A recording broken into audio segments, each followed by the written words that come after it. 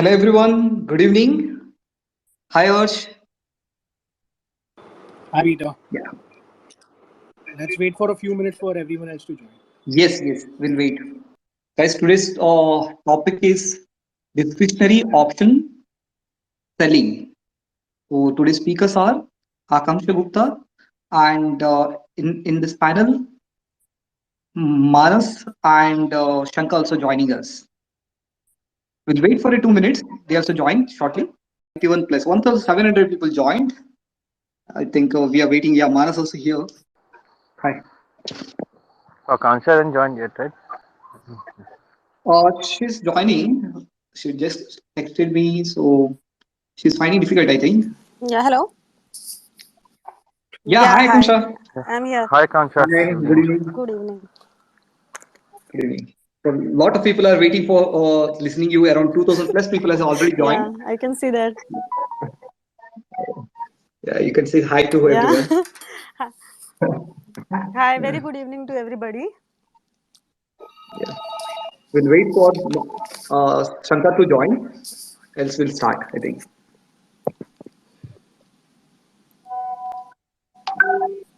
First, can we start? Yeah, let's begin. Sanka should join as well. Yeah. Mr. Shankha has Yeah. not joined yet, I think.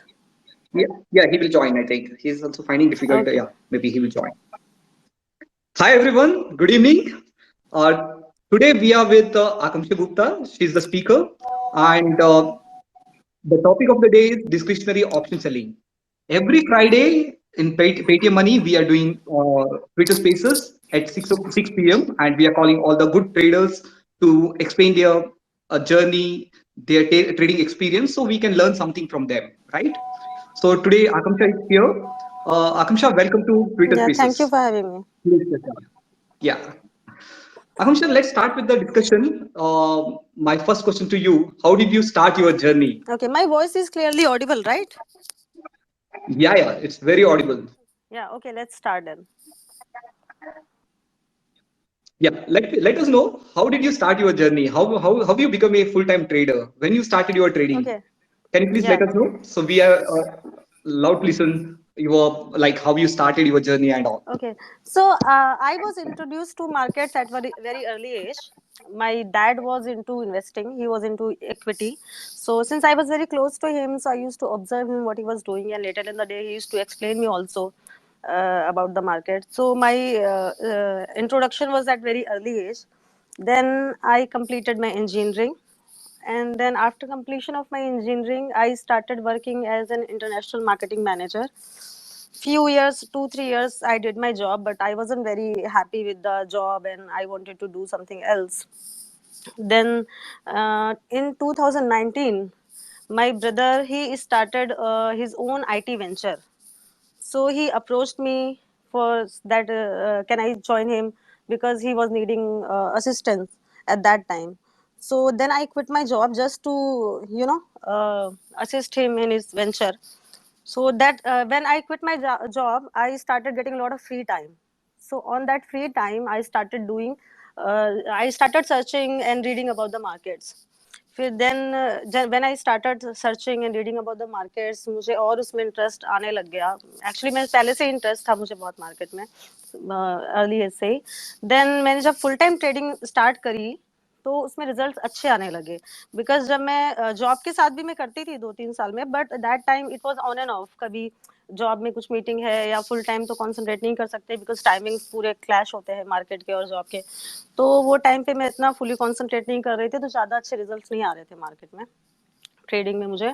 जब मैंने full time शुरू किया after मेरा job छोड़ने के बाद, तो मैंने जो देखा कि मेरा इसमें पोटेंशियल बहुत अच्छा है, मतलब this is something is my age, I can do it very well. So तब से मैं कर रही हूँ ट्रेडिंग, और तब से होपफुली मैंने काफ़ी अच्छा मार्केट में से पैसे भी बनाए हैं, और काफ़ी मैंने अपने आप को ग्रो भी किया है, कॉन्फिडेंस में, कन्विक्शन में. आज सब कुछ जो भी है, ये इन्हीं 3 सालों ने डेफिनेटली मुझे पूरा दिया है, जो मेरा आज कन्विक्शन है. Okay, that's a great journey. Yeah. Great journey, Akansha. Yeah. Yeah. Akamsha, I have one more question to you before going to other questions. So you started in 2015 as like a normal trader. Then 2019 onwards, you are a full time Right, trader, right, right? right. 2015, So 16, I was doing on and off. Not पूरा fully, हाँ, okay. Not with the full capital also, थोड़ा बहुत मतलब मुझे पता था just, लेकिन वो इनिशियल ईयर्स में भी मुझे काफी चीजें सीखने में मिली, ऐसा नहीं है। हाँ, लेकिन हाँ व्हेन हाँ। I went to full time तब पूरा स्विंग, पूरा चेंज हो गया सब कुछ। ओके। तो क्या होता है कि देख ले, मैं ट्रेडिंग पे आया था तभी हम लोग स्टार्ट किए थे कि म्यूचुअल फंड से स्टार्ट होता है। मोस्ट ऑफ द पीपल होता है कि म्यूचुअल फंड में स्टार्ट करते हैं, तो एसआईपी में स्टार्ट करते हम्म हैं, बाद में इक्विटी में ट्रेडिंग करता है, हम्म बाद में हम लोग फ्यूचर्स, देन थोड़ा सा ऑप्शन सीखता है और ट्रेडिंग करता है, राइट? हम्म। सो आपका जर्नी कैसा था? आप डायरेक्टली इक्विटी में आए, ऑप्शन पे गए, कैसा था आपका नहीं नहीं, जर्नी? मेरा एक्चुअली मैं लकी थी कि मैंने पहले ऑप्शन से ही शुरू किया।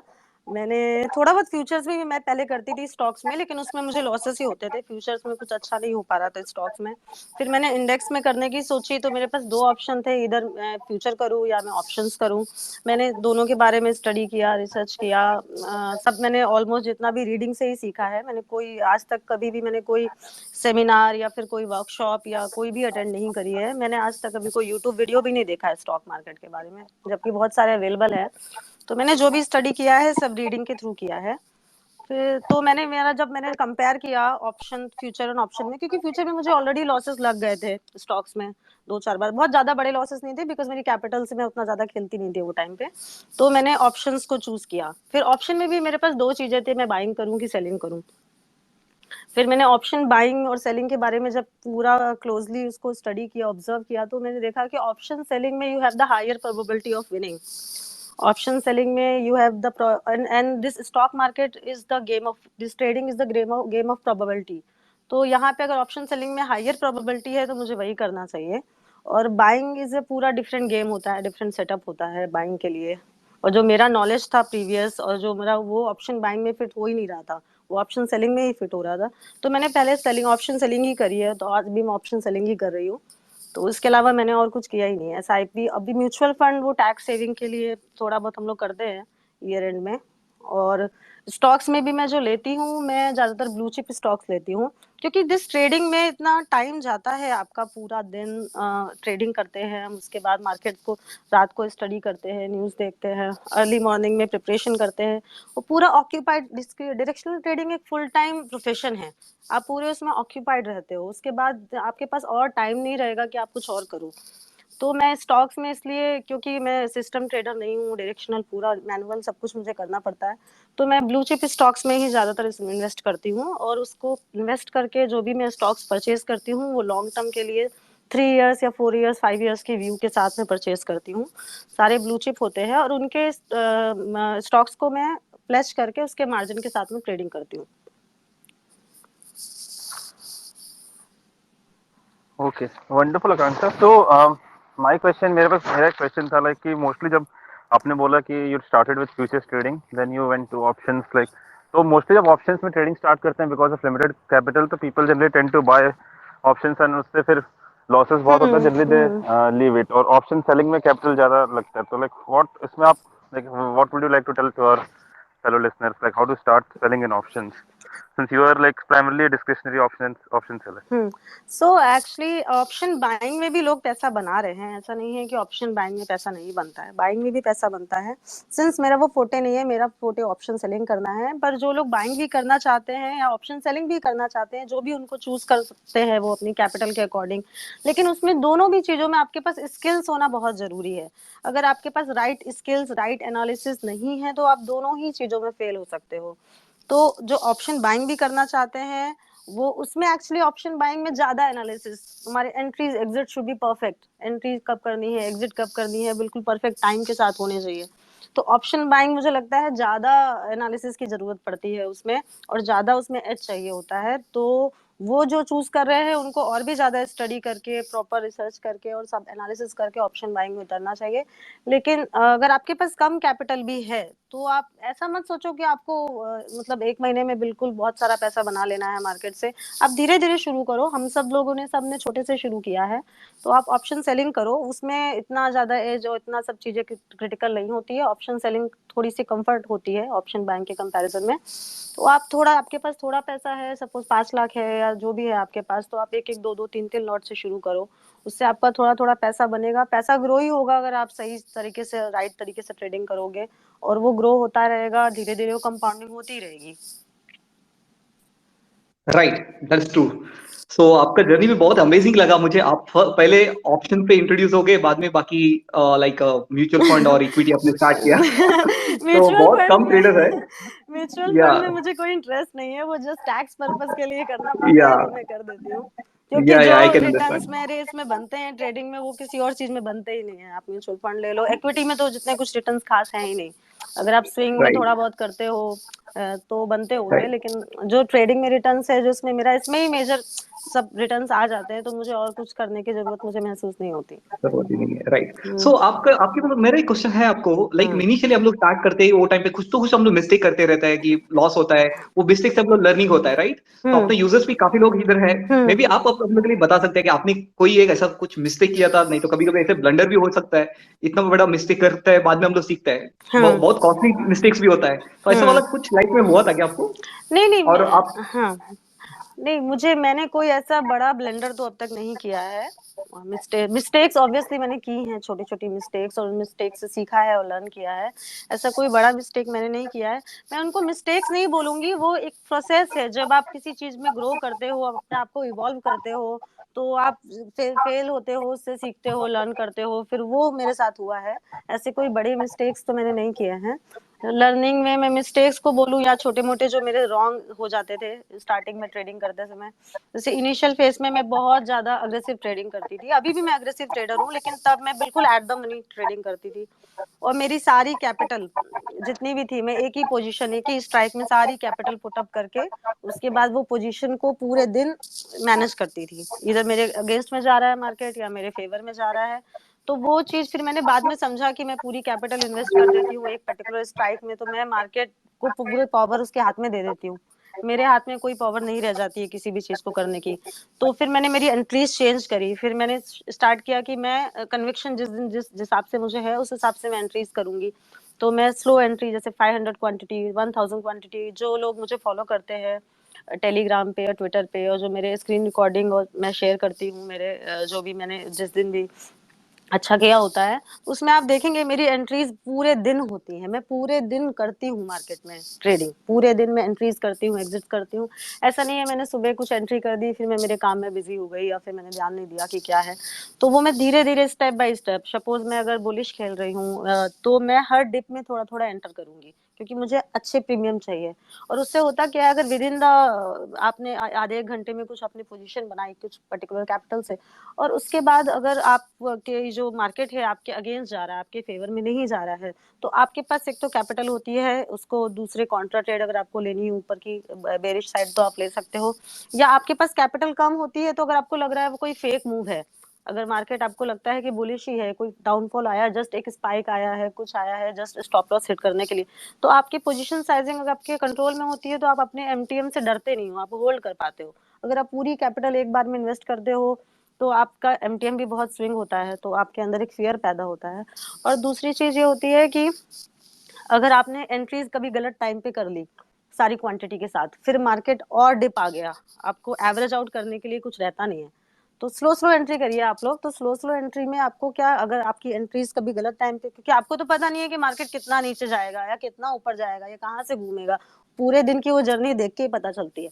तो वो टाइम पे आप एंट्री धीरे धीरे करोगे तो आपको पता रहेगा कि हाँ, मेरा आपका जो एवरेज है, जो स्ट्राइक में आपने जो भी स्ट्राइक सेलेक्ट करी है उसमें आपको जितनी भी क्वांटिटी एलोकेट करनी है, आप स्लो स्लो करोगे तो आपका एवरेज मेंटेन रहेगा। तो ये एक राइट। मैंने लर्निंग मेरी मिस्टेक से लिया। और भी बहुत सारी ऐसी छोटी मोटी चीजें हैं जो मैंने सीखी हैं, पीरियड ऑफ टाइम ग्रो किया है, ऐसी कोई बड़ी ब्लंडर तो मैंने नहीं करी है। Great, great, Akamsha. It's a nice journey. So, all the participants, if you have any question to Akamsha, please send me direct message, me or Manas. We will try to answer those questions, or we will try to ask those questions to Akamsha in the end of the session. Okay, so you can send some messages to us. Akamsha, अभी एक very important part है discretionary option selling. तो मैं तो थोड़ा system based में करता हूँ, थोड़ा सा इजी रहता है, डिस्क्रिशनरी थोड़ा मुश्किल है ट्रेडिंग। और एक डिस्क्रिशनरी ट्रेडर का लाइफ जानना भी एक बहुत एक्साइटिंग होता है। तो मुझे एक आप बता सकते हैं कि आप 3:30 को मार्केट क्लोज हो गया, उसके बाद तो नेक्स्ट डे मॉर्निंग 9 o'clock और 9:15 तक आपका जर्नी क्या रहता है? आप क्या करता है वो टाइम पे? आप एक मार्केट के लिए, प्री मार्केट के लिए, नहीं तो पोस्ट मार्केट के लिए आप कैसे प्रिपेयर करता है आप अपने आप को? ओके, तो मैं एक्चुअली 3:30 के बाद तो कुछ नहीं करती हूँ, नाइट में मेरा चालू होता है थोड़ा बहुत प्रिपरेशन। तो बिफोर गोइंग टू बेड मैं न्यूज़ पढ़ती हूँ, जो भी मोस्टली मैं इंटरनेशनल न्यूज़ फॉलो करती हूँ, और नेशनल न्यूज़ में तो टीवी पे थोड़ा बहुत इवनिंग में डिनर के टाइम पे, कि मतलब अगर if you are into directional trading तो आपको अवेयर होना चाहिए कि ग्लोबल सिचुएशन कैसी है आपके पास, कि इंडियन इकोनॉमी कैसी चल रही है, जियो पॉलिटिकल सारी चीज़ों से आपको एक अवेयर रहना चाहिए, क्योंकि जो न्यूज़ होती है वो मार्केट को सबसे ज़्यादा ड्राइव करती है। Market can never fight with the news. अगर कोई न्यूज़ ऐसी आ गई, आपके सारे टेक्निकल फैक्टर्स एक जगह रह जाएंगे, सब कुछ एक जगह रहेगा, न्यूज़ मार्केट को ड्राइव करेगी। तो वो अवेयरनेस बहुत ज़रूरी है डायरेक्शनल ट्रेडिंग में। तो बिफोर गोइंग टू बेड मैं स्टडी करती हूँ, रात को जस्ट गो थ्रू करती हूँ कि सब कुछ कैसा क्या है मार्केट में। ब्लूमबर्ग पे मैं इंटरनेशनल न्यूज़ फॉलो करती हूँ, सब कुछ वो एक पूरा स्टडी रहता है। मतलब जस्ट आप 15-20 मिनट भी निकालोगे दिन रात को सोने के पहले, तो एक आपको आइडिया लग जाता है डेली डेली कि क्या है। वो एक न्यूज़ रहती है कि ऐसी कोई न्यूज़ नहीं है जो मार्केट को ड्राइव कर रही है, ऐसा कुछ है तो मुझे पता होनी चाहिए। उसके बाद मेरा जो मेन प्रिपरेशन रहता है मार्केट का, वो मार्केट चालू होने के एक घंटे 1 आवर 1.5 आवर पहले ही मैं मेरी टेबल पे डेस्क पे आ जाती हूँ, ट्रेडिंग डेस्क पे।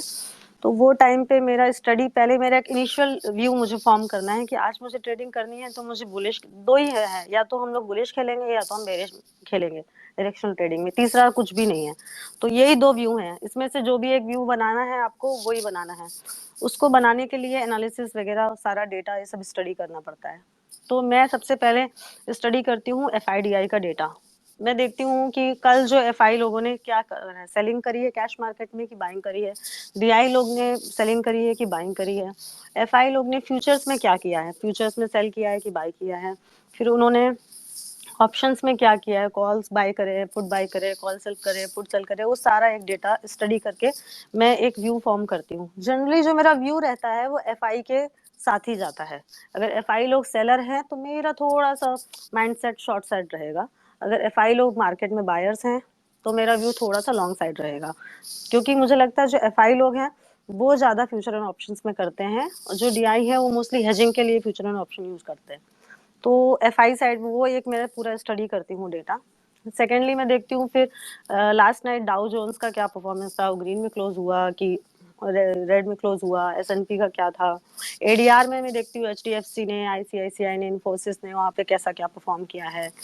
फिर ये सारा डेटा स्टडी करने से मेरे को थोड़ा इनिशियल व्यू में फॉर्म कर लेती हूँ कि आज मुझे बुलिश खेलना है या बेरिश खेलना है। और अगर कोई न्यूज़ ड्राइव है, न्यूज़ बता रही है जैसे कुछ कोविड आ गया, नहीं मार्केट सेल ऑन राइज है, कोविड में सीरियसली पता था, उसमें कोई टेक्निकल फैक्टर आपको देखने की जरूरत नहीं है, कुछ फंडामेंटल देखने की जरूरत नहीं है, कुछ भी करने की जरूरत नहीं है, इतना बड़ा न्यूज़ है कि वो मार्केट को सेल ऑन राइज उसने बना दिया। या कोई पॉजिटिव न्यूज़ आ गया, कुछ पॉलिसी में किसी ने अच्छा बोल दिया, अच्छी पॉलिसी आ गई, तो एक पॉजिटिव मार्केट को बुलिश व्यू दे देता है। अगर वैसा कुछ नहीं है तो ये सारा डेटा मैं स्टडी करती हूँ प्री मार्केट में, और उससे एक मेरा व्यू मैं फॉर्म करती हूँ। इसके अलावा मैं कुछ फंडामेंटल फैक्टर्स है जो डेली बेसिस पे ट्रैक करती हूँ। वो फंडामेंटल फैक्टर्स की वजह से मुझे एक जो मेरा व्यू है उसमें कन्विक्शन और बढ़ जाता है मेरा। तो जैसे उसमें मैं फंडामेंटल फैक्टर्स में देखती हूँ कि अपना ये US 10 ईयर यील्ड कैसा है। अगर US का 10 ईयर यील्ड ज़्यादा है तो हमारे मार्केट में के लिए वो अच्छी बात नहीं है, बैंक निफ्टी या निफ्टी जो भी है वो प्रेशर में रहेगा। वो ऐसा क्यों होता है, क्योंकि अगर US 10 ईयर यील्ड ज़्यादा है तो जो FI होते हैं वो अपनी मनी पार्क करेंगे वहाँ पे, वो अपनी इंडियन मार्केट्स में रिस्क से पैसा हटा के वो कम रिस्क वाली जगह पे पैसा डालेंगे। तो ये मैं ट्रैक करती हूँ। फिर मैं क्रूड देखती हूँ, अगर क्रूड प्राइसेस हाइयर हैं तो बैंक निफ्टी निफ्टी जो भी हमेशा प्रेशर में रहेगा, बैंक्स कभी भी परफॉर्म नहीं कर सकते हाइयर क्रूड प्राइसेस में। ये देखती हूँ मैं फंडामेंटल फैक्टर में। DXY देखती हूँ, इसे मैं मेरे चैनल में भी टाइम टू टाइम शेयर करती हूँ। आई होप जो लोग इसमें ऐड होंगे मेरे टेलीग्राम चैनल के थ्रू उनको पता होगा। और मैं DXY देखती हूँ, अगर DXY हाई है तो सेम अपने इक्विटी इमर्जिंग मार्केट्स के लिए अच्छा नहीं है। ये सारी चीज़ें फंडामेंटल फैक्टर में डेली ट्रैक करती हूँ। फिर मैं मेरा ये देखती हूँ उस टाइम पे कि SGX क्या दिखा रहा है। अगर SGX डाउन दिखा रहा है, डाउ फ्यूचर भी डाउन दिखा रहा है, तो फिर मैं प्री ओपनिंग के बाद मेरा थर्ड जो कन्विक्शन, फर्स्ट मैंने एक आया ये सारे। फर्स्ट मैंने न्यूज बेस्ड एक व्यू बनाया है, सेकंड मैंने एफआईडीआई का डेटा और फंडामेंटल फैक्टर्स को देख के एक व्यू बनाया है, थर्ड व्यू जो मैं फॉर्म करती हूँ 9 से 9-10 के बीच में करती हूँ। 9 से 9-10 जब प्री ओपनिंग होती है वो मैं उस टाइम पे समझती हूँ कि अभी ये मार्केट हमारा ग्लोबल और सारी चीजों पे कैसा रिएक्ट कर रहा है। ये मैंने देख लिया कि ग्लोबल में ऐसा है, डाउ में ऐसा है, S&P 500 में ये है, लेकिन हमारा मार्केट एक इंडिविजुअल मार्केट है, वो उन चीजों को कैसे रिएक्ट कर रहा है, रेजिस्ट कर रहा है कि उनके फेवर में है, वो सारी चीजें मैं देखती हूँ। मोस्टली जो डाउ जो यूएस मार्केट है वो mother of the all market है, तो जो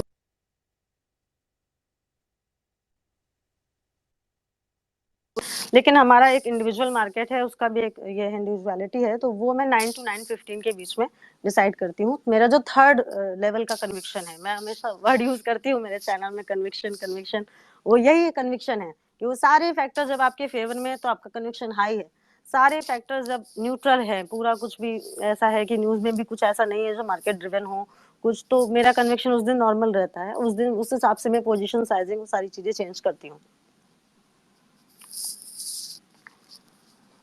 okay, wonderfully explain Akanksha. So I had one question, मेरा क्वेश्चन था कि लाइक आप जो व्यू बनाते हैं वो आपका इंटरडे रहता है या like over a week view रहता है, एंड आपका अगर while trading during the day if your like view goes wrong, तो how do you take reverse position, या फिर आप उस समय कैसे हैंडल करते हैं अगर आपके कन्विक्शन से अगेंस्ट चले गया?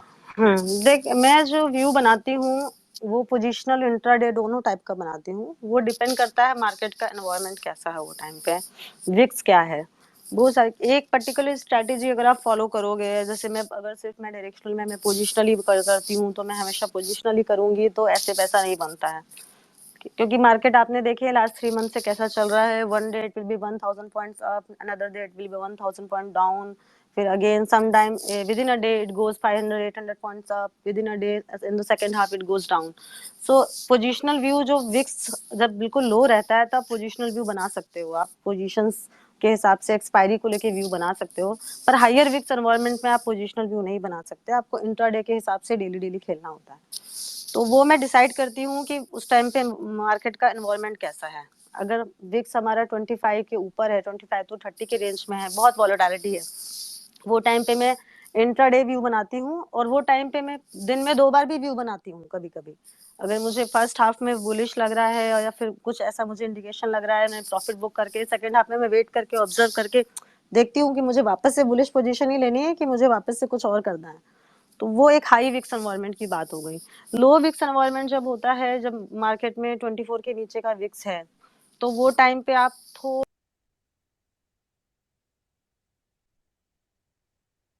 18 के नीचे चला जाता है, वो टाइम पे मैं पोजिशनल व्यू ही खेलती हूँ, फिर मैं ज्यादा टेंशन नहीं लेती हूँ क्योंकि मुझे पता है ज्यादा कुछ होना नहीं है। वो टाइम पे मैं उसी स्ट्राइक्स में एंट्री करती हूँ जिनको मैं देखती हूँ कि एक्सपायरी में जीरो होने वाली है। Yes, great. सो बहुत सारे क्वेश्चंस आए हैं आकांक्षा, मुझे नहीं लगता कि कितना सब मैं पूछ सकता हूँ, बट कई क्वेश्चंस कैन मैं आई लेना पुट चाहता 1 मिनट, ये 1 मिनट के लिए मैं ऑफ कर सकती हूँ क्या? I am expecting a call हूँ। Mic. Yeah yeah okay okay, no problem.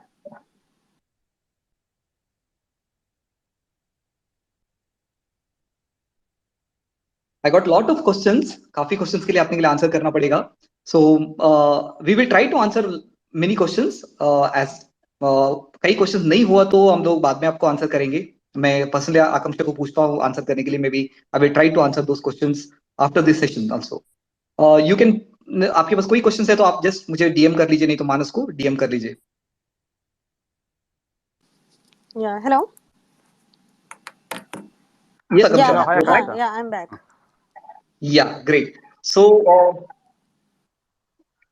yeah, yes, Shankar, welcome, Thank welcome you, back. thank you, thank Welcome you, to everyone. Twitter Spaces. Akanksha, it was very nice. I was listening to you. Yeah, thank you. Yeah, great. So, Akansha, I have one question now to you.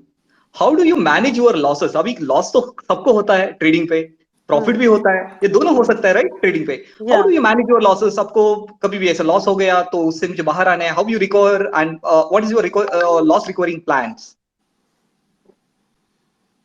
या सो जब भी मैं actually मेरा जो calculate करती हूँ ROI, मेरा weekly basis पे कैलकुलेट करती हूँ। आई सी कि मैंने ये वीक में पैसा कितना बनाया या कितना पैसा गवाया। तो मैं अगर मुझे किसी वीक में लॉस होता है तो वो वीक का मैं लॉस, एक तो जो भी मैं किसी भी दिन लॉस करती हूँ, वीक की बात नहीं कर रही हूँ मैं, इफ आई मेक किसी इंट्राडे में भी मैं लॉस करती हूँ, तो मैं वो लेटर इन द डे हमेशा एनालाइज करती हूँ कि मेरे से क्या गलत हुआ, मैं किधर पे गलत गई, किस वजह से मेरा आज लॉस हुआ, मैंने कहाँ पे एंट्री गलत कर दी, या कहाँ पे मैंने क्या, वो चीज़ मैं हमेशा एनालाइज करती हूँ। मैं सबको बोलूँगी आप हमेशा ग्रो करते रहो और अपने लॉसेस को एनालाइज करो।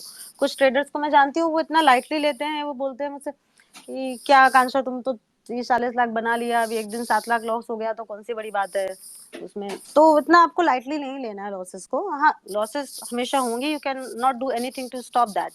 सो लॉसेस होंगे ही, बैड डेज आएंगे ही, बट आपको एनालाइज करना है कि आपके लॉसेस क्यों हुए और आपको हमेशा इंप्रूव करना है और ग्रो करना है। तो जब भी मेरा लॉस फेज आया किसी वीक में, अगर मुझे लगता है मुझे वीकली बेसिस पे लॉस हुआ है, तो मैं नेक्स्ट वीक के लिए मेरी स्ट्रैटेजी पूरी तरह से 360 डिग्री चेंज कर देती हूँ। मैं जैसी ट्रेडर हूँ फिर मैं वैसे ट्रेडिंग नहीं करती हूँ। Next week I go very defensive, मैं पूरा डिफेंसिव अप्रोच लेती हूँ नेक्स्ट वीक में। डिफेंसिव में मैं क्या करती हूँ, मैं बहुत एट द मनी नहीं खेलती हूँ, मैं थोड़ा पीछे पीछे की स्ट्राइक्स में खेलना चालू करती हूँ, और मैं मेरी पोजीशन साइजिंग कम कर देती हूँ। सिंस अभी हम लोग ज़्यादा कैपिटल से खेलते हैं तो हमारा डर भी ज़्यादा होता है, तो मैं मेरी कैपिटल साइजिंग कम कर देती हूँ, मैं हाफ कैपिटल से खेलना शुरू कर देती हूँ, पूरा अप्रोच मेरा डिफेंसिव कर देती हूँ, अग्रेसिव से। जैसे ही मेरा लॉस कवर होता है, जितना भी मेरा लॉस लास्ट वीक हुआ, जैसे ही मेरा लॉस कवर होता है, मैं फिर गियर चेंज करके वापस से अग्रेसिव ट्रेडिंग करना शुरू कर देती हूँ। तो क्या होता है, जब भी आपका लॉस हो, हमेशा आप एक तो जो भी आपका लॉस हो उसको आप पार्ट में डिवाइड करो। अगर आपका बड़ा लॉस हुआ है, आप ऐसा मत सोचो कि आपका एक लॉस हो गया आपको एक ही वीक में पूरा लॉस कवर करना है, that is not going to happen. तो आपका जो भी लॉस हुआ है आप उसको पार्ट में डिवाइड करो। जैसे जो मुझे फॉलो करते हैं उन्होंने देखा होगा, दिवाली में एक एक्सपायरी में मेरा काफी लॉस हुआ था, तो मैंने वो लॉसेस को टारगेट किया था कि मैं 5 वीक्स में कवर करूंगी, छोटे छोटे टारगेट बनाए थे, बट मैंने वो लॉसेस को 1 वीक में या 1.5 वीक में खत्म भी कर दिया और प्रॉफिट भी बना लिए। वो ठीक है, आपने अच्छा परफॉर्म कर लिया, लेकिन एक कंजर्वेटिव होके डिफेंसिव जाके ही आपको लॉसेस कवर करने हैं। रिवेंज ट्रेडिंग आपको नहीं करनी है कि आपने लॉस कवर करने के लिए और रिवेंज ट्रेडिंग करने लगे और अग्रेसिव ट्रेडिंग करने लगे, उससे आपके लॉसेस मल्टीप्लाई हो सकते हैं। क्योंकि जब लॉस होता है तो हमारा कॉन्फिडेंस वैसे भी थोड़ा लो हो जाता है, तो लो कॉन्फिडेंस में चीजें आपसे गलत हो सकती हैं। तो वो टाइम पे जब भी मेरा लॉस होता है, मैं हमेशा एनालाइज तो करती हूँ मेरे किस वजह से लॉस हुए, और आई ट्राई टू इम्प्रूव। लेकिन जो भी लॉस मेरे होते हैं, जिस वीक में भी हुआ, नेक्स्ट वीक के लिए मैं करती हूँ कि डिफेंसिव अप्रोच करती हूँ, मेरे लॉसेस कवर करती हूँ, और उसके बाद फिर मैं अपनी जैसे ट्रेडिंग अग्रेसिव स्टाइल से करती हूँ वैसे करने लगती हूँ after the losses cover. That's amazing, Akanksha. And most importantly, आज आपने हम लोगों को जो चीज बताया, many traders ये मिस्टेक करता है कि वो लोग रिवेंज ट्रेडिंग लेना चालू करते हैं, and that is something which one should not get into. एक बार इंट्रोस्पेक्ट करें और फिर धीरे धीरे करके ट्रेड करें. Talking about now profits, not in profits terms, but जब मार्केट आपके डायरेक्शन की तरफ जाता है, so let's say you're bullish and market is moving in the same direction, आप कैसे पोजीशन ऐड करते हो? आप सब पोजीशन एक साथ ऐड करते हो या धीरे धीरे ऐड करते हो? आपका लॉन्ग व्यू है, अगर मार्केट थोड़ा सा नीचे आए उधर ऐड करते हो या ऊपर जब चल रहा है तभी ऐड करते रहते हैं? कैसे करते हैं आप पोजीशन ऐडिंग? जब मार्केट मेरे फेवर में जा रहा होता है तब। यस, वही टाइम. हाँ, तो मेरा पोजीशन साइजिंग मैंने पहले भी बताया हुआ है, मेरा पोजीशन साइजिंग मैं हमेशा मेरे कन्विक्शन लेवल के हिसाब से फिक्स करती हूँ, तय करती हूँ। मुझे ऐसा नहीं है कि इफ यू फील कि आप लोग ऐसा बोलते हैं कि आपका 40 लाख का अगर प्रॉफिट हुआ है तो आपका लॉस भी 40 लाख का होना चाहिए, ऐसा नहीं होना चाहिए। क्योंकि आपने पोजीशन साइजिंग अपनी कैपिटल को लेवरेज दिया है, या पोजीशन साइजिंग आपने तब बढ़ाई है when you have the conviction of more than 90%। तो वो जब मुझे कन्विक्शन हाई लेवल का होता है तब मैं मेरी पोजीशन साइजिंग बढ़ाती हूँ, जब मुझे कन्विक्शन लेस होता है तो मैं थोड़ा सा अलर्ट रह के खेलती हूँ। अभी बात रही मार्केट मेरे फेवर में जा रहा है तो 9:15 टू 9:30 के बीच में मैं मेरी एंट्री चालू करती हूँ। तो इनिशियल 15 मिनट्स में थोड़ा सा मार्केट का 15 मिनट्स का हाई क्या है, 15 मिनट्स का लो क्या है, ये ऑब्जर्व करती हूँ। तो इनिशियल 15 मिनट्स मेरी एंट्री स्लो रहती है। हाँ, अगर कोई न्यूज बेस्ड ड्रिवन है, कुछ न्यूज ऐसा है जो मार्केट को पूरा एक साइड मूवमेंट देने के लिए रेडी है, तो मैं तुरंत एंट्री करूँ, लेकिन ऐसा बहुत कम केसेस में होता है। तो जनरली मैं मेरी 9:15 टू 9:30 मेरी एंट्रीज बहुत स्लो होती है। मे बी मैं 100 क्वांटिटी 200 क्वांटिटी स्लो एंटर करूंगी, जो भी मैंने मेरा इनिशियल व्यू फॉर्म किया है, बुलिश या बेरिश। अगर वो 9:30 के बाद मुझे लगता है कि मार्केट मेरे फेवर में जा रहा है, जो मैंने व्यू फॉर्म किया है वो व्यू परफेक्ट हो रहा है, तो मैं धीरे धीरे मेरी क्वांटिटी ऐड ऑन करना उसमें चालू करती हूँ। उसके बाद जैसे जैसे मैं क्वांटिटी ऐड ऑन करती हूँ पूरा प्राइस एक्शन के हिसाब से, बाकी जो भी मैंने इनिशियल व्यू फॉर्म कर लिया है वो तो कर लिया है। उसके बाद वो व्यू को लेके आप पूरे दिन मैं स्टिक नहीं रहती हूँ कि व्यू मैंने फॉर्म किया है मुझे आज यही करना है पूरे दिन।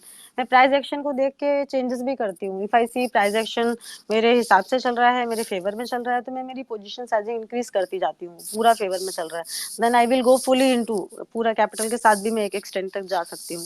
जब मुझे लगता है कि मेरे जो मैंने व्यू फॉर्म किया था उसके अगेंस्ट में मार्केट जा रहा है तो मैं कॉशियस हो जाती हूँ। मैं उतनी ज्यादा एंट्रीज बंद कर देती हूँ, ऑब्जर्व करती हूँ, और मुझे कहीं लगता है कि मेरा व्यू मार्केट के पूरे अगेंस्ट हो गया है तो मैं कॉन्ट्रा ट्रेड ऊपर लेना चालू कर देती हूँ। जैसे सपोज मैंने बुलिश व्यू बनाया और मार्केट मुझे लग रहा है नहीं कि वो गैप अप जो मार्केट ने किया है या गैप डाउन किया है, अगर गैप अप के ऊपर सर्वाइव कर रहा है मार्केट तो ये भी एक हिंट होता है कि गैप अप के ऊपर सर्वाइव करता है मतलब मार्केट स्ट्रांग है, तो वो बुलिश व्यू मेरा वर्क कर रहा है। अगर वो गैप अप को सर्वाइव ही नहीं कर रहा है अगले 30 मिनट या 15 मिनट्स के बाद तो मैं अलर्ट हो जाती हूँ बुलिश में, क्योंकि मुझे लगता है कि वो मार्केट इतना स्ट्रांग नहीं है वो टाइम पे।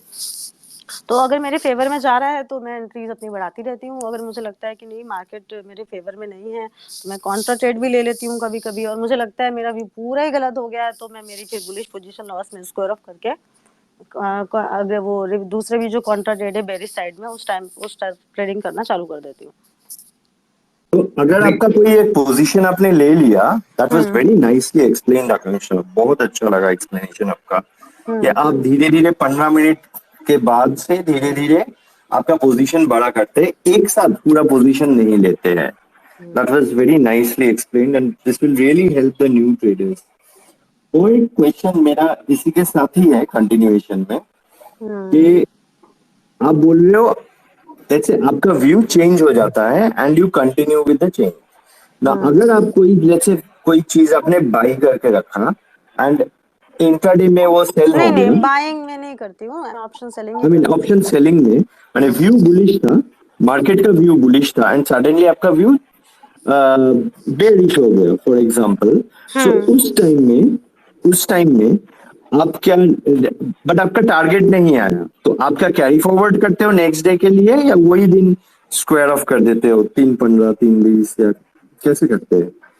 इंट्राडे के लिए जो पोजीशन लिया अगला दिन वो कैरी बने पोजीशन, आपका टारगेट नहीं आया, स्टॉप लॉस भी हिट नहीं हुआ, तो विल यू बी कैरिंग, आपका पोजीशन कैरी करते हो या उसी दिन स्क्वायर ऑफ करके निकल नहीं, जाते हो? मैं स्टॉप लॉस तो लगाती नहीं हूँ सिस्टम में और टारगेट्स भी नहीं लगाती हूँ मैं कोई। I just go with the flow, price action जिस हिसाब से बोलता है उस हिसाब से मैं मार्केट में मेरी पोजीशंस बनाती हूँ, स्ट्राइक्स रोल करती हूँ, स्ट्राइक्स अपर अप रोल डाउन रोल उस हिसाब से करती हूँ।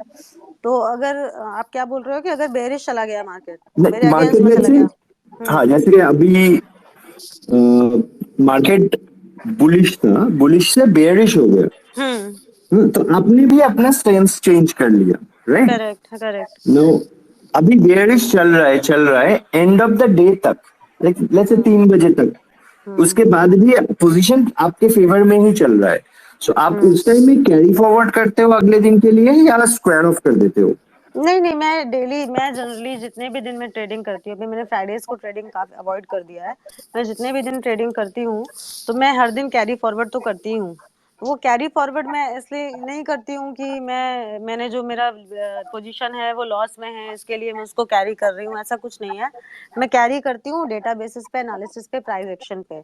और जो मैं स्टॉप लॉस लगाती हूँ वो मेरा मेंटल स्टॉप लॉस रहता है। मैं सिस्टम में स्टॉप लॉस नहीं डालती हूँ बिकॉज आई फील कि जो stop losses are meant to hit, वो ऐसे स्पाइक्स आप डाउन लो लाएंगे, आपके स्टॉप लॉसेस लेके जाएंगे वो दोनों साइड के। तो वो स्टॉप लॉसेस वो इसलिए मैं सिस्टम में डालती नहीं हूँ क्योंकि वो 1 सेकंड 5 सेकंड के लिए वो प्रीमियम आएगा बट आपका स्टॉप लॉस तो हिट हो जाएगा, ऐसा मैं सोचती हूँ। बस न्यू ट्रेडर्स को डालना चाहिए स्टॉप लॉस सिस्टम में, क्योंकि वो एक्सपीरियंस के बाद वो आप ऐसा कर सकते हो कि आप बिना स्टॉप लॉस डाले अपनी सारी हैवी क्वांटिटी के साथ बैठे रहो स्क्रीन पे। तो एब्सोल्युटली एब्सोल्युटली। हाँ, तो आप तो जब वो करते हैं कि as you said you carry forward position sometimes, तो आप लाइक रिस्क फ्री करते हैं या आप ऑपोजिट ट्रेड भी लेते हैं हेजिंग के लिए? Like do you hedge your trades gap up या गैप डाउन होता है मान लो मार्केट, तो उसके लिए हेजिंग करते हैं आप? हाँ, मैं हेजिंग करती हूँ। मैं जो भी पोजीशन लेती हूँ, जैसे मैंने बुलिश या बेरिश जो भी कैरी करी, तो उसमें सेम सपोज मैंने पुट सेल किया है, तो मैं उसकी में उससे डिपेंडिंग अपॉन द कन्विक्शन, वो डाउ फ्यूचर क्या बोल रहा है और मेरा पूरा दिन कैसा गया है ट्रेडिंग में और मार्केट ने मेरे हिसाब से बिहेव किया है कि नहीं किया है,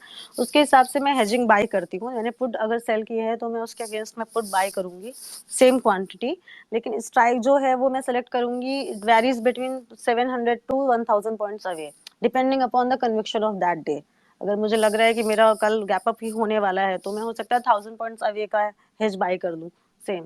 अगर मुझे थोड़ा सा लग रहा है कि कुछ पूरा कन्विक्शन लेवल उतना नहीं है, तो मैं 700 या 600 800 पॉइंट्स अवे की सेम पुट सेल के अगेंस्ट में पुट बाय, कॉल सेल के अगेंस्ट में कॉल बाय, वो सेम क्वांटिटी के हिसाब से बाय कर लेती हूँ, just to manage my overnight risk. If something goes beyond, कुछ नेक्स्ट डे अगेंस्ट में मार्केट ओपन हो गया गैप अप या गैप डाउन, तो वो जो पुट बाइंग या कॉल बाइंग की पोजीशन है वो मुझे सेव कर लेती है, मेरे एमटीएम को उतना बड़ा लॉस मुझे नहीं दिखता है।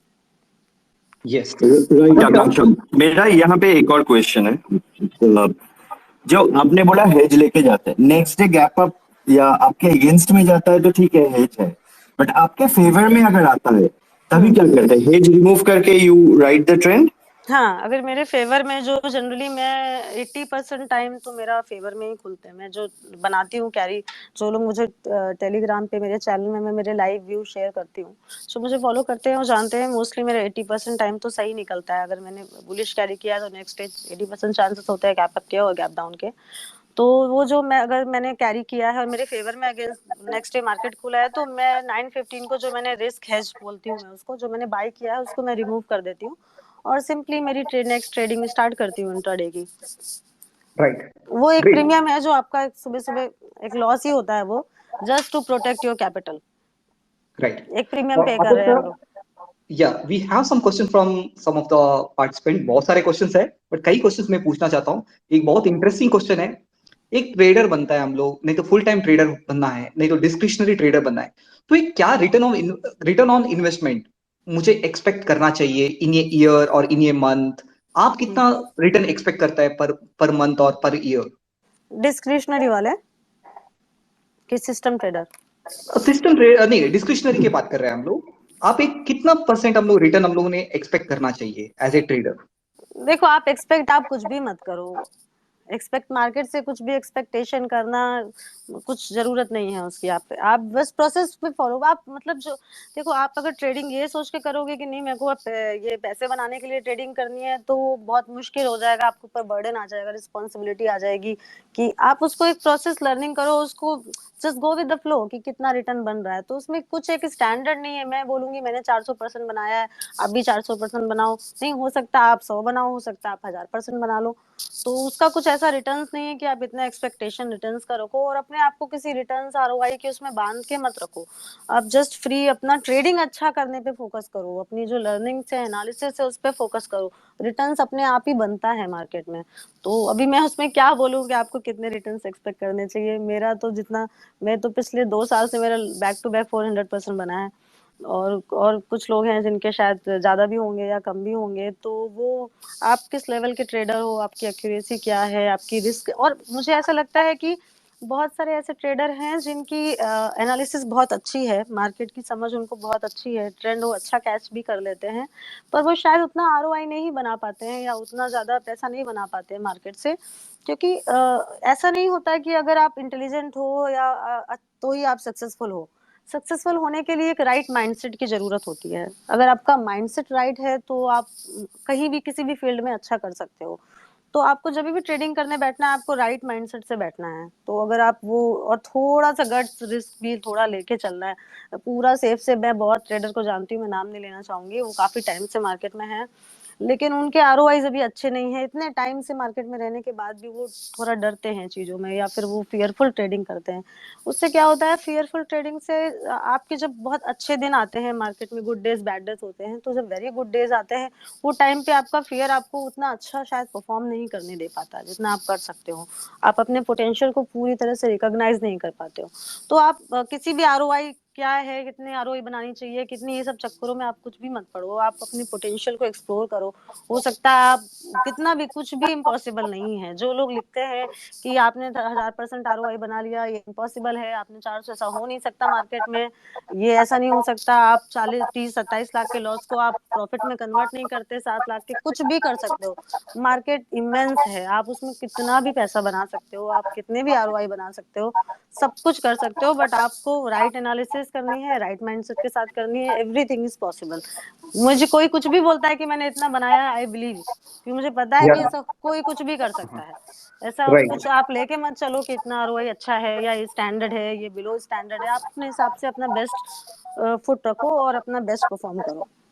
Right, right. There is and one more question, like from the audience, they're asking how you manage your stop loss. अभी कभी आपको लगता है कि ये ट्रेड से मुझे बाहर आना है, एग्जिट करना है, और ऐसे ही और एक क्वेश्चन है उसके साथ, फॉलो अप क्वेश्चन, तो आप प्रॉफिट कभी बुक करते हैं? अभी इंटरडे में आपने व्यू फॉर्म किया 9:15 तक, आपने थोड़ा थोड़ा मे बी पोजीशन लेने के लिए शुरू किया, एग्रेसिवली पोजीशन लिया, मे बी मार्केट आपका अगेंस्ट डायरेक्शन में गया तो स्टॉप लॉस आ सकता है, नहीं तो पॉजिटिव में गया तो प्रॉफिट आ सकता है। ये दोनों आप बुक कभी करते हैं? कोई इंडिकेटर आप देखता है क्या? क्या तो किसके क्या चीज देख के आप ये डिसाइड करते हैं कि मुझे अभी एग्जिट करना है ट्रेड से? हाँ, तो मैं इसके ऊपर एक और फॉलो अप क्वेश्चन था, लाइक एक और ऑडियंस का, तो ही वाज आस्किंग कि आप कोई टेक्निकल एनालिसिस यूज करते हैं लाइक फॉर फॉर्मिंग ट्रेंड, और लाइक आप कोई, या फिर आप प्रॉफिट बुक या वो डिसाइड करने के लिए आप कोई टेक्निकल एनालिसिस यूज करते हैं कि इतने में हमें बुक करना चाहिए? व्हाट कोई एनालिसिस टेक्निकल इंडिकेटर्स यूज करते हैं, तो if you can tell about that too. मैं technical indicators use trading form करने के लिए या व्यू फॉर्म करने के लिए नहीं करती हूँ। मैं कोई भी टेक्निकल, मेरे पास कोई भी एक्सपेंसिव सॉफ्टवेयर नहीं है, मेरे पास कोई भी बड़ी बड़ी स्क्रीन नहीं है मेरे ट्रेडिंग डेस्क में जिसमें बहुत बड़ी बड़ी स्क्रीन में बहुत सारे चार्ट्स चल रहे हों, ऐसा मेरा कुछ भी सेटअप नहीं है। मेरे पास सिर्फ मेरा एक लैपटॉप है, मेरे फोन्स हैं और मेरी डेस्क है, दैट्स इट। तो मेरे पास कोई ऐसा टेक्निकल इंडिकेटर्स नहीं है जिनको मैं फॉलो करती हूँ व्यू फॉर्म करने के लिए। हाँ, कुछ ऐसे टेक्निकल इंडिकेटर है जिनको मैं स्कैल्पिंग के लिए यूज करती हूँ, मेरे प्रॉफिट बुकिंग के लिए यूज करती हूँ। तो वो मैं आपको बताती हूँ। प्रॉफिट बुकिंग में एक तो विद इन द ट्रेड में कभी बीच बीच में प्रॉफिट बुक करती हूँ, वापस से री एंट्री करती हूँ। तो वो टाइम में कैसे करती हूँ, अगर मैंने लॉन्ग पोजीशन लिया हुआ है, मतलब बुलिश बायस के साथ में खेल रही हूँ मैं, और मार्केट अगर रेजिस्टेंस पे है, अभी रेजिस्टेंस और सपोर्ट कैसे डिफाइन करती हूँ मैं, वो मैं ओआई डेटा देखती हूँ। ओआई के हिसाब से मैं इंट्राडे के एक सपोर्ट और रेजिस्टेंस बना लेती हूँ कि इस पर्टिकुलर स्ट्राइक में कॉल राइटर्स बैठे हुए हैं तो ये एक रेजिस्टेंस की तरह काम करेगा, इस पर्टिकुलर स्ट्राइक में अगर स्ट्रॉन्ग पुट राइटर बैठे हुए हैं तो एक सपोर्ट की तरह काम करेगा। तो अगर मेरा व्यू बुलिश है और मार्केट वो रेजिस्टेंस लेवल के पास जाता है तो मैं प्रॉफिट बुक कर लेती हूँ वो टाइम पे, क्योंकि मुझे पता है जो कॉल राइटर स्ट्रॉन्ग है वो इतनी जल्दी रेजिस्टेंस को ब्रेक नहीं करने देंगे। तो मैं मेरा अगर मेरी जो पोजीशन है उसमें अच्छा खासा प्रॉफिट मुझे पहले दिख रहा है तो वो प्रॉफिट मैं बुक कर लेती हूँ। देन आई वेट कि वो रेजिस्टेंस को, अगर बहुत ज्यादा मार्केट में स्ट्रेंथ है और वो रेजिस्टेंस को भी ब्रेक कर रहा है और उसने रेजिस्टेंस को ब्रेक कर दिया, देन मैं पूरी क्वांटिटी वापस से उससे भी ज्यादा अग्रेसिव स्ट्राइक में एंट्री कर दूंगी एक शॉट में, क्योंकि मुझे पता है अभी हैवी शॉर्ट कवरिंग आने वाली है, तो मैं पूरा पैसा मुझे वहां तक बनाना है जितनी भी शॉर्ट कवरिंग जाएगी। तो वो एक पार्ट हो गया। सेकेंडली टेक्निकल इंडिकेटर्स में जीरोधा, आपको पता ही होगा ज्यादातर लोगों को, क्योंकि मैं जीरोधा में ट्रेडिंग करती हूँ। तो जीरोधा के 5 मिनट चार्ट में मैं इंडिकेटर्स 3 लगा के रखती हूँ। एक तो मैकडी है, एक वीवैप है और एक आरएसआई है। तो वीवैप को मैं ज़्यादा बिलीव करती हूँ उसका। तो वीवैप जब भी अगर मैं बुलिश खेल रही हूँ और मैंने थोड़ा, मेरा पैसा बन गया है और वीवैप नीचे की ओर क्रॉस हो गया है, एक रेड कैंडल वीवैप के नीचे चली गई है, तो I will watch for the second candle. If second candle is also going down, अगर सेकंड कैंडल भी रेड आती है उसके जस्ट नीचे, तो मैं एक बार के लिए मेरा प्रॉफिट बुक करके आउट हो जाती हूँ ट्रेड से। फिर देन आई ऑब्जर्व, ऐसा नहीं है कि वो कैंडल आ गई वीवैप के नीचे चला गया तो मैंने मेरा व्यू चेंज कर दिया, मैंने मेरा व्यू बुलिश से बेरिश कर दिया, ऐसा कुछ भी नहीं है। मेरा व्यू सेम ही रहता है। अगर मैं बुलिश खेल रही हूँ तो मैं किसी भी टेक्निकल इंडिकेटर को देख के मेरा व्यू चेंज नहीं करती हूँ। बस वो स्कैल्पिंग में मैं थोड़ा बहुत हेल्प ले लेती हूँ, मैकडी नीचे चला गया है तो शायद से अभी थोड़ी देर के लिए ट्रेंड नीचे जाएगा तो मैं बुलिश पोजीशन से एक बार प्रॉफिट बुक कर लेती हूँ, और सेम विद द वीवैप। और इसके अलावा मैं किसी भी टेक्निकल इंडिकेटर का यूज नहीं करती हूँ व्यू फॉर्म करने के लिए, और बस यही है, स्कैल्पिंग के लिए यूज करती हूँ, प्रॉफिट बुकिंग के लिए और वापस से री एंट्री के लिए। यस, आकांक्षा, एक वेरी इंपॉर्टेंट क्वेश्चन आया है ऑडियंस से आप बहुत बड़े बड़े अमाउंट पे ट्रेड कर रहे हैं, कई लोगों का कैपिटल छोटा रहेगा। तो ये टाइम पे अपने पास क्या होता है, ट्रेडिंग करने के टाइम पे फियर एंड ग्रीड तो होता ही है, एक साइकोलॉजी इंपैक्ट होता है। इसको आप कैसा मेंटेन करता है कि इतना बड़ा पोजीशन लेने के लिए? नहीं तो ये ट्रेडर ने ये साइकोलॉजी कैसा कैसा सोचना चाहिए, एज ए ट्रेडर मेंटेलिटी कैसा होना चाहिए? नहीं, साइकोलॉजी बहुत इंपॉर्टेंट है ट्रेडिंग में। आपको ह्यूमन साइकोलॉजी, जिसको साइकोलॉजी समझ में आती है, उसके लिए ट्रेडिंग जर्नी भी इजी हो जाती है। पहली बात तो ये है, जो मैं उसमें ऐड ऑन करना चाहूंगी, जो आपने टेक्निकल इंडिकेटर्स की बात करी थी, वो लोगों के लिए भी, कि आप ट्रेडिंग को ज्यादा कॉम्प्लेक्स मत बनाओ। उसको इतना कॉम्प्लेक्स प्रोसेस बना दिया है कि ये देखो ऐसा पैटर्न पैटर्न फॉलो करो, वो पैटर्न डब्ल्यू बन जाएगा, वी बन जाएगा, ऐसा कैंडल, ये इतना कॉम्प्लेक्स मत करो। ट्रेडिंग को आप जितना इजी तरीके से करोगे ना, उतना आपके लिए भी इजी है और उतना आपको समझ में आएगी। आप उसको इतना कॉम्प्लेक्स कर दोगे, वो आपको समझ में ही नहीं आएगी। तो इतना ट्रेडिंग में हमारे पास दो व्यू होते हैं, या तो बुलिश या तो बेरिश। अगर आप कोई भी व्यू लेते हो तो 50% तो प्रोबेबिलिटी वैसे ही हो जाती है कि आपका सही होने वाला है, क्योंकि 50% तो जनरल एक बाय डिफॉल्ट प्रोबेबिलिटी है। तो उतना कॉम्प्लेक्स मत करो चीजों को सिंपल रखो। जितना सिंपल तरीके से आप ट्रेडिंग करोगे, आपको स्ट्रेस भी नहीं आएगा और आप प्रॉफिटेबल भी रहोगे।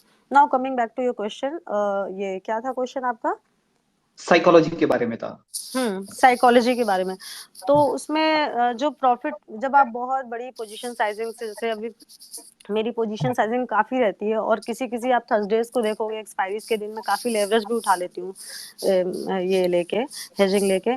वो टाइम पे मेरा साइकोलॉजी, मतलब मैं किसी भी दिन मैंने आपको बोला, मैं ट्रेडिंग जब इस साइकोलॉजी से नहीं करती हूँ कि मुझे लॉस मेरा बचाना है या मुझे मेरा लॉस कम करना है। मेरा साइकोलॉजी, सुबह मैं डेस्क पे बैठती हूँ ये सोच के कि मुझे आज पैसा बनाना है मार्केट से। तो वो मेरा साइकोलॉजी हमेशा अग्रेसिव ही रहता है इसमें। तो उसमें जब भी आप ये करते हैं, ट्रेडिंग करते हैं, आपकी बहुत बड़ी पोजीशन साइजिंग है, तो आपके एमटीएम स्विंग होते हैं, वो सब देख के ऑब्वियसली लॉसेस होते हैं, तो सबको बुरा लगता है, मुझे भी लॉस देख के बुरा लगता है। लेकिन जो मैंने कन्विक्शन बनाया है मार्केट को लेके, लॉन्ग या शॉर्ट साइड का, वो कन्विक्शन, और जो मैंने मेंटल स्टॉप लॉस रखा हुआ है, अगर मैंने मेंटल स्टॉप लॉस रखा हुआ है, मैं बुलिश खेल रही हूँ, मेरा 35,500 फॉर एग्जांपल स्टॉप लॉस है, इसके नीचे जाएगा मार्केट तो ही मैं मेरी पोजीशन एग्जिट करूंगी।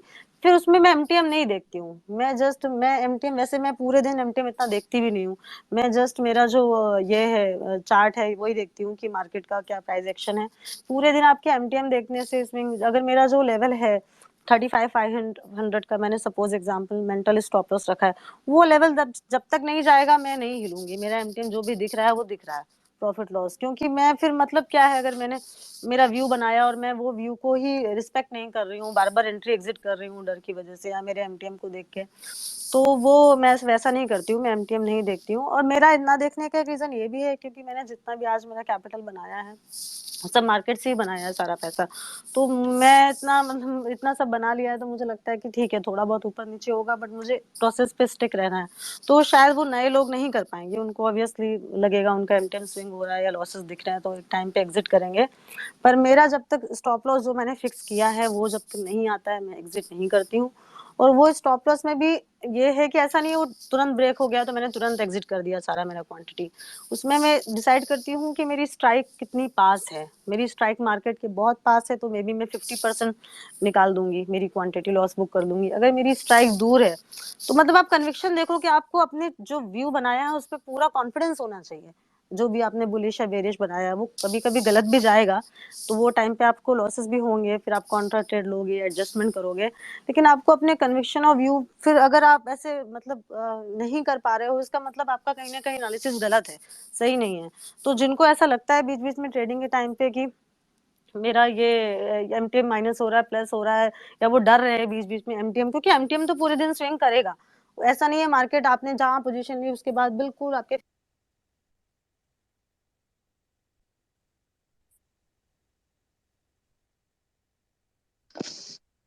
आकाश आप म्यूट हो गए, लगता है आपको अनम्यूट करना पड़ेगा।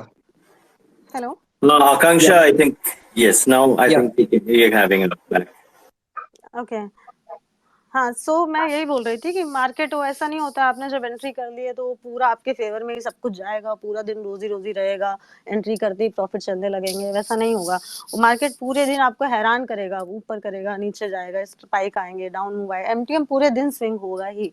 फिर वो आपको अपने ऊपर बिलीव होना चाहिए, आपका कन्विक्शन कितना स्ट्रॉन्ग है। तो जो लोग अभी डरते हैं, एमटीएम स्विंग देख रहे हैं या प्लस माइनस अपने स्क्रीन पे देख रहे हैं, तो उनको कहीं न कहीं ये एनालाइज़ करना चाहिए कि उनके कन्विक्शन में कहाँ गलती हो रही है। इसका मतलब उनका एनालिसिस किया है जो उन्होंने, वो इतना स्ट्रॉन्ग नहीं है, इसलिए शायद उनको ऐसा लग रहा है कि अभी ये माइनस हो गया, ये प्लस हो गया। जब तक मेरा मेंटल स्टॉप लॉस हिट नहीं होता है, मैं ट्रेड से एग्जिट नहीं करती हूँ, एमटीएम देख के मैं डिसीजन नहीं लेती। Amazing, amazing. So, Akanksha, before we end our program today, any last advice जो आप हमारे ऑडियंस को देना चाहते हैं? और एक चीज बताइएगा, कौन सा बुक्स हम लोग पढ़े? Any books do you recommend? And ये any audience का last question advice था to like the audience? बहुत audience का question था about like any material or books you want to Yeah, refer for right. discretionary trading. Akanksha, Yes. कई लोग ये question मुझे भी काफी लोगों ने भेजा है। ये क्वेश्चन ये क्या बोल रहा है कि आप डिस्क्रिशनरी ट्रेडिंग करने का टाइम पे काफी इंफॉर्मेशन का जरूरत है, राइट? ये एक फर्स्ट क्वेश्चन था कि आप कहाँ से आपको ये इंफॉर्मेशन मिलता है? ये आप एफआईडीआई हो सकता है, नहीं तो कोई न्यूज आप फॉर्म करता है, नहीं तो 10 ईयर यील्ड आपने बताया, यूएस बॉन्ड के बारे में बताया। उसके साथ आपने कुछ उसमें बीच में आपने बता दिया कि आपने कोई बुक्स पढ़ा नहीं है, नहीं तो यूट्यूब चैनल ऐसा कुछ देखा नहीं है आपने ट्रेडिंग के लिए, बट आपने ऐसे कोई पढ़ा है तो कोई रेकमेंड भी करने के लिए बोल रहा है। नहीं, बुक्स आपको क्या रिकमेंड करने के लिए? नहीं, बुक्स कोई आप पढ़ हाँ, तो यूजर मैं के सभी कुछ बता देती हूँ मैं एक्चुअली अभी। या, तो मैं जो ये एफआईडीआई का डेटा है, ये आपको एनएससी की वेबसाइट पे इजीली मिल जाएगा। और इसके अलावा मेरे पास एक ऐप है स्टॉक एज करके, वो ऐप में इवनिंग में 8 बजे तक अपडेट हो जाता है एफआईडीआई का क्या बाइंग सेलिंग का फिगर है। और नहीं तो बहुत सारे ट्विटर प्रोफाइल भी हैं, डालते रहते हैं ब्लू टिक वाले। एफआईडीआई का डेटा तो बहुत इजीली, अगर आप मार्केट में हो तो वो बहुत इजीली एक्सेसिबल है। सेकेंड चीज जो ये फंडामेंटल फैक्टर बोले आपने, यूएस का 10 ईयर यील्ड, ये सारा मुझे investing.com पे मैं देखती हूँ जाके। उसमें आपको कुछ सेट नहीं करना है, investing.com पे वो बाय डिफॉल्ट सारी चीजें हैं, बस you have to go and see, ये पूरा दिख के आता है उसमें सारी चीजें। और थर्ड क्या बोला आपने, और क्या चाहिए जिनको स्टार्ट करना है रीडिंग के लिए? एंड न्यूज, आप इंटरनेशनल न्यूज के लिए कहाँ से आप देखता है? हाँ, इंटरनेशनल न्यूज में ब्लूमबर्ग ऐप में उसका सब्सक्रिप्शन मैंने लिया है, कुछ डॉलर्स पे करने होते हैं तो वो सब्सक्रिप्शन मिल जाता है, जिसमें ब्लूमबर्ग में सारा इंटरनेशनल न्यूज चलता है। वो मैं पूरा इवनिंग में या नाइट में पूरा देखती हूँ, वो उससे आप न्यूज फॉलो कर सकते हो। आप investing.com से आप क्रूड के प्राइजेस, ये यूएस 10 ईयर ये सब फॉलो कर सकते हो। और इसके अलावा जो ये है और इसके अलावा जो क्या था आपका, या इट्स डन, आई थिंक हाँ दोस आर द वो, क्वेश्चंस। हाँ, या और जो बुक के लिए बोला जा रहा है कौन सी बुक पढ़नी है सीखने के लिए, डायरेक्शनल ट्रेडिंग के लिए, तो वो बुक आप, मैंने जो पढ़ी थी वो मैं बता देती हूँ। अब बाकी मार्केट में और भी अच्छी बुक्स होंगी या नहीं होंगी, जो मैंने पढ़ी है वो जॉन हल की बुक थी डेरिवेटिव्स। मैंने एक बार शेयर भी करी थी मेरे ट्रेडिंग टेलीग्राम चैनल पे, जॉन हल की बुक ऑन डेरिवेटिव्स, वो आप लोग पढ़ो। वो पूरा एक बाइबल है सारा डेरिवेटिव्स का, ऑप्शंस का, सारे डेरिवेटिव्स का। उसमें उसमें बहुत डीप, उससे मुझे एक्चुअली बहुत डीप नॉलेज मिली पूरा, और मुझे डिसीजन मेकिंग में भी इजी हुआ कि मैं बाइंग सेलेक्ट करूँ कि सेलिंग सेलेक्ट करूँ, इंडेक्स में जाऊँ, किस में जाऊँ। तो वो बुक आप रीड कर सकते हो, नहीं तो मैं चैनल में मेरे फिर से शेयर कर दूंगी टेलीग्राम चैनल पे और ट्विटर पे, जिनको स्टडी करनी है वो तो वो डायरेक्शनल ट्रेडिंग की ओर जा सकते हैं, जिनको इसमें इंटरेस्ट है। लेकिन एक ये पूरा स्ट्रेसफुल प्रोसेस है, तो उसके लिए आपको काफी टाइम देना पड़ेगा और लर्निंग करनी पड़ेगी, तो आप कर सकते हो उसमें। And most importantly, Akanksha, like no one can take your practical knowledge. जो knowledge आपने जो gain किया है by trading, I think what we learned from you today and audience के लिए जो important है, एक तो अपना trade बहुत simple रखिए, लॉस के लिए परवाह मत कीजिए, मतलब इतना भी परवाह मत, तो वैसा ही कैपिटल हाँ, लेके मतलब आइए इतना कि भी परवाह मत करिए कि आप फिर प्रॉफिट बना ही नहीं पाओ, आप लॉस की प्रॉफिट परवाह नहीं करिए। बनाए तो जब अटक जाएंगे. And your style of trading is very different from normal people's style of trading, maybe, or many people follow your style as well. But most importantly, जो आप बोलते हो, आप डायरेक्शन की तरफ घूम के रहते हो, so you move with the direction. अगर बीच में डायरेक्शन आ गया तो उस टाइम में आप भी अपना डायरेक्शन चेंज कर लेते हो, which is very nice. And guys, if you liking it, please एक दो लाइक्स दे दो अपने साइड से. You can put a heart here. Can we see some hearts? So and also most importantly, books you recommended and a very nice book to us. But इसके साथ जो है वो है प्रैक्टिकल एक्सपीरियंस जो आप में है. And this is something which every traders should have their own personal practical experience, जिसके वजह से वो एक अच्छा ट्रेडर बन सकता है. Isn't it, Akanksha? या तो वो ऑडियंस के लिए यही है कि आप अच्छे ट्रेडर बन सकते हो, उसमें राइट माइंडसेट के साथ आप अपनी एनालिसिस राइट रखो. आप एकदम से, अगर आप बिल्कुल बिगिनर हो तो एकदम से आप पूरा कैपिटल अपने घर से लेके या जो भी आपके पास है वो आप मार्केट में लेके मत आ जाओ. उसमें पहले आप पेपर ट्रेडिंग करो, उसमें कुछ ये नहीं लगता है, ज्यादा पैसा नहीं लगता है, फ्री में कर सकते हो आप. अपना Absolutely. आपको ये करो, फिर एक दो लॉट से शुरू करो. हम लोगों ने भी वैसे ही किया, थोड़ा थोड़ा 1-2 लॉट, 5 लॉट से, 10 लॉट से. जब आपका कॉन्फिडेंस बिल्डअप हो जाए, आपको लगे कि आपकी 70% से अबव एक्यूरेसी है, देन आप फुल टाइम ट्रेडिंग प्रोफेशन ले सकते हो. Absolutely, absolutely. And that's very nice of you. So thank you, Akanksha, for sharing thank you. your time with us. आपका नॉलेज, आपका एक्सपीरियंस हम लोगों के साथ शेयर किया.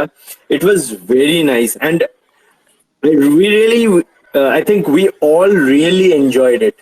Yeah, thank you. Same here. All our 4,000 plus Twitter listeners today have definitely enjoyed it, I'm so sure. And thank you for coming and giving us time, Akanksha. Yeah, thank you so much.